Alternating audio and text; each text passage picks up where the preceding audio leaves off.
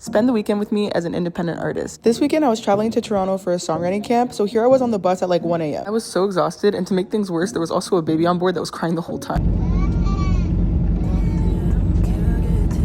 Anyways, I ended up in Toronto for about 6 a.m. and then went straight to my friend's apartment because that's where I would be staying for the weekend. I slept for maybe 30 minutes and then was right back up and getting ready to get to the first day of camp. The specific camp I went to was the Beat Cave camp that was being held at Link Studios, and for the first, I want to say 2 or 3 hours, we were just doing a listening party so we could get to know what the sounds of all the different artists in the room would be. After the listening party, we had a maybe hour break and then went right into the studio so we could start creating.